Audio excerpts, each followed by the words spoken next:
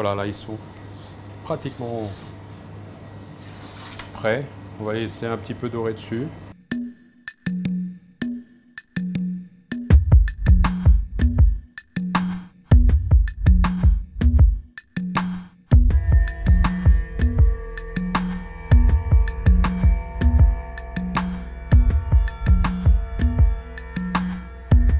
Pour nous, au Portugal, c'est quelque chose de totalement traditionnel qu'on retrouve du nord au sud et un peu partout.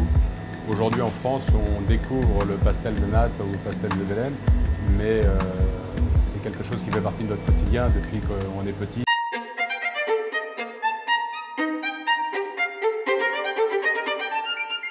Les Français découvrent le Portugal existe, beaucoup s'y installent, beaucoup sont partis en vacances, beaucoup sont allés voir à quoi ressemblait le Portugal. Aujourd'hui, ils découvrent un pays où il y a une réelle tradition culinaire. On a des pâtisseries de couvent. Bien évidemment, ce ne sont pas les desserts aussi fins qu'en France, mais on a découvert ce produit au fur et à mesure. Et on commence de plus en plus à le voir à Paris, avec beaucoup de Portugais qui vivent en France et à Paris, qui ont commencé à vouloir importer, comme moi-même, ce genre de produits qui nous paraissaient être intéressants à faire découvrir, parce qu'en plus c'est un petit gâteau qui se mange à tout moment et qui est agréable à tout moment. Au Portugal, on prend beaucoup avec un café, après on prend un café, on prend un pastel, le matin ça nous arrive aussi. Donc il faut savoir qu'au Portugal, les gens sont très gourmands et donc le petit pastel fait partie du quotidien.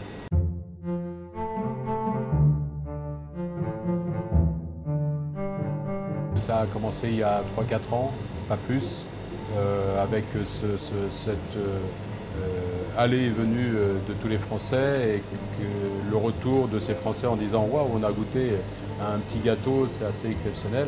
Et donc tout le monde a voulu commencer à vendre ce pastel. Nous, on le fait depuis déjà au moins 10 ans, nous-mêmes, et c'est beaucoup plus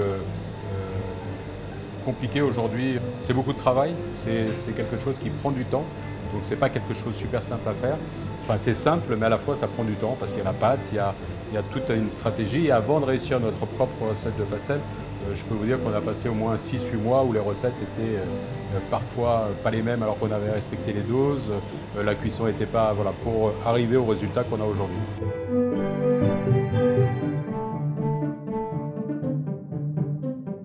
C'est un dessert de couvent et au Portugal on a beaucoup de desserts de couvent qui ont été créés dans les couvents, qui continuent à exister. Et on a énormément de recettes au Portugal qui sont qui sont conventuelles et qui continuent à perdurer, à exister, mais qui ont été un peu modifiées, qui parfois ont été un peu industrialisées.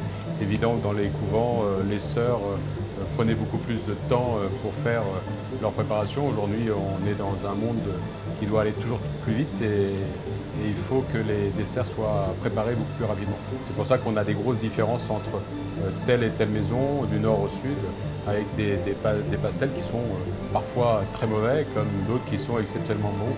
Et c'est le respect de ces traditions, de ces recettes, qui fait qu'on se rapproche plus de cette qualité qu'on pouvait trouver avant que l'industrialisation ne se mette en place pour faire tous ces pastels.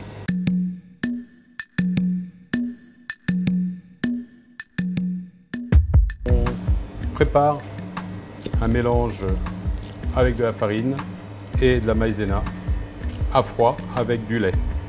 On mélange toute cette préparation. À côté, on met du lait à chauffer. On a déjà préparé d'avance cette étape pour ne pas passer trop de temps. Donc on fait bouillir du lait. On mélange avec le lait froid, la maïzena et la farine. Une fois que c'est bien mélangé, on met le lait froid. Une fois que tout ce mélange est bien fait, on commence à intégrer doucement le lait chaud, très doucement. Suite à ça, on a aussi au préalable préparé un sirop que l'on fait nous avec de la cannelle et un peu de sucre, qu'on intègre dans toute cette préparation. On attend que ce soit un peu plus froid. À part, on bat les œufs, 2 jaunes d'œufs et à peu près une dizaine de jaunes d'œufs. On les mélange avec cette préparation et on obtient cette crème qui va être la crème qui va habiller donc la pâte qui entoure le pastel de nata. On a aussi au préalable, et ça prend plus de temps, fait une pâte feuilletée un peu particulière parce qu'on ne peut pas faire une pâte feuilletée à la française parce qu'en fait si on met trop de beurre, le beurre fond et ne donne pas du tout la même texture au niveau de l'enrobage de ce pastel. Donc nous, on fait une pâte feuilletée avec de la margarine. Et ensuite, il y a toute une technique de remplissage du moule pour qu'on puisse avoir ce feuilletage très particulier qui correspond à ce pastel. C'est-à-dire que ce n'est pas un feuilletage comme pour un millefeuille, il est fait un petit peu différemment et je vais vous montrer comment on le met dans le moule pour qu'on puisse obtenir une espèce de forme d'escargot qui donne un feuilletage un peu différent à cet enrobage de cette crème. Donc on a donc préparé cette pâte, on l'a laissée reposer, on l'a roulée pour que ce soit plus facile à couper. Et une fois qu'elle est roulée comme ceci, on la coupe à peu près un peu moins d'1 centimètre. Voilà, comme ceci. Et c'est cette pâte qui va être mise